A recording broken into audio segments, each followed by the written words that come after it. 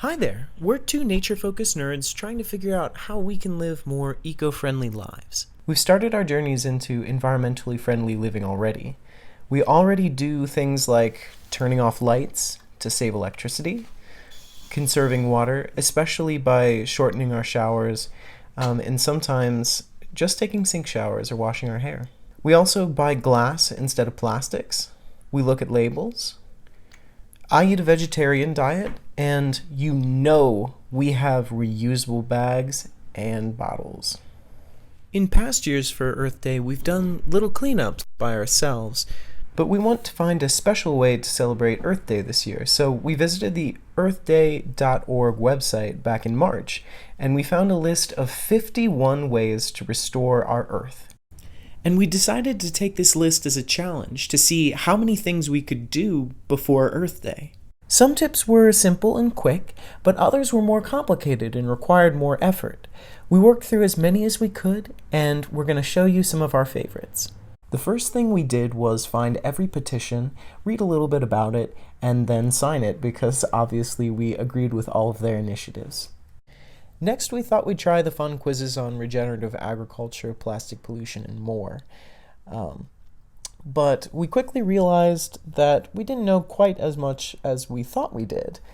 We still knew quite a bit, but we fell victim to the Dunning-Kruger effect, where you overestimate your knowledge of a subject when you, in reality, don't know quite as much as you want to. Since food is one of the most important things in my life, I checked out their Food Prints Calculator. It's a tool that helps you to understand how your food choices are impacting the planet. And since food is something that we all deal with every day, I recommend you check this out first too. Here are 5 easy tips that you can use to improve your food choices. Don't waste food. Buy seasonally or locally. Move away from beef and cheese, and avoid air-freighted food, and processed and packaged food, just skip it.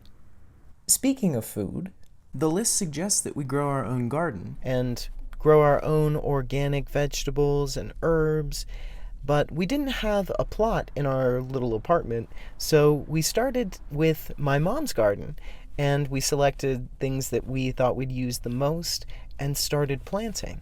There was this awesome little patch that we expanded and started planting in. And our next step will be to start composting from our house and my mom's house combined to feed our garden into the future. One of our favorite tips for helping the earth is to practice sustainable fashion.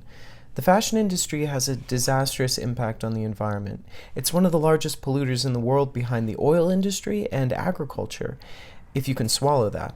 So it pays to buy secondhand clothes, recycle your clothes when you can, and make them last as long as possible. So we visited our local consignment shops to trade out and sell our unwanted clothes. And no shocker, it was a fantastic date idea. So we ended up being able to make a really good trade in Buffalo Exchange, and we got this stuff traded, and they took our jacket that we wanted to get rid of and some shoes. So by selling about 8 items at one of the local consignment shops, we got $50 in store credit or $35 in cash. So that means that you can sell your stuff and basically use the credit to get a bunch of new recycled clothes. And I was looking at my eyes were on this jacket, but we are moving continents, so. How soft. I'm gonna wear this in Scotland. I'm gonna wear this all over Europe. So we're having too much fun, so we're going to one more place. Just one more. Just one more. Just one more. Let's go! So, last place was actually like a true vintage place, so we can't really leave any of our current clothes there. So we're at the Goodwill Donation Center. Let's go. Okay, now it's time for a little presentation. Humans are addicted to an incredibly durable material that has many flexible uses. I'm talking about plastics. They dominate our world today. Plastics are cheap to make and use, they're sturdy, and they help preserve our food amazingly. There's no doubt that plastics are useful, but plastic waste is a massive problem for the environment that sustains us and our fellow species. We produce a ridiculous amount of plastic every year, 380 million tons of plastic.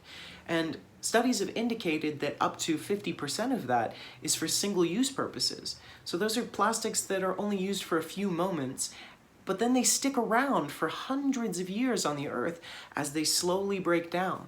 So I would recommend you reduce the amount of plastics that you use, especially single-use plastics.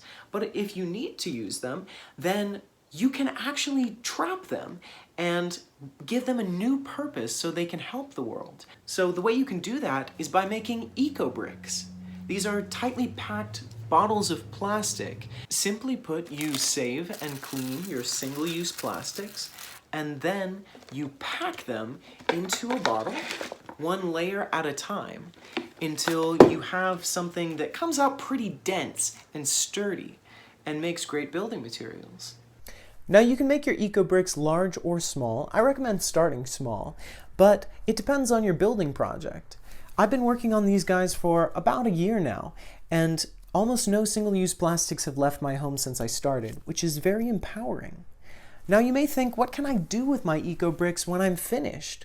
Well, ecobrick.org has a lot of great building plans for different bottle sizes, and you can also donate to projects that are accepting ecobricks. So start saving and cleaning plastic today to give the single use a second chance, and maybe a sweet redemption arc. One of the things that I wonder about the most is how I can help to make change as an everyday citizen, especially with litter that I find on the ground. Well, on the earthday.org website, I learned about this fantastic new app called Earth Challenge. It's a citizen science platform that empowers everyday people to monitor and track threats to the environment like pollution, as well as helpful things like crops and pollinators. The app is also a great educational tool because it provides you with information about topics of concern. Recently, I've become painfully aware of the trash that litters the streams and hiking trails in my local parks. So, in the spirit of this Earth Day challenge, I decided I'd do a weekly cleanup where I go through particular areas of the park and I pick up all the litter that I can find. And then, when I'm back home, I'll sort through the litter to find recyclables. Hi friends! We had quite the haul today. And we got everything from bottles to random pieces of styrofoam. There's even a kitchen knife in here buried somewhere. But mostly, I found old used masks that had just been discarded. But it feels great to have this garbage out of our streams and our hiking trails in my local park. The last thing we did to prepare for Earth Day was to sign up for a cleanup at one of our local county parks and to contact a few of our friends about participating as well. So, as we expected, this is a slow step-by-step process, and it's going to take time for us to incorporate everything. So we'll keep learning and growing, and hopefully you learned some tips that you can incorporate into your day-to-day life so we can all work to be just a little bit more conscious and ecologically friendly. I'm realizing that this video is pretty much just an advertisement for earthday.org, so just go check out their 51 ways to restore our Earth. Link in the description. Enjoy yourselves. Oh, and happy Earth Day! That is, unless you're watching this on a day other than Earth Day, which, fine. Anyway, bye.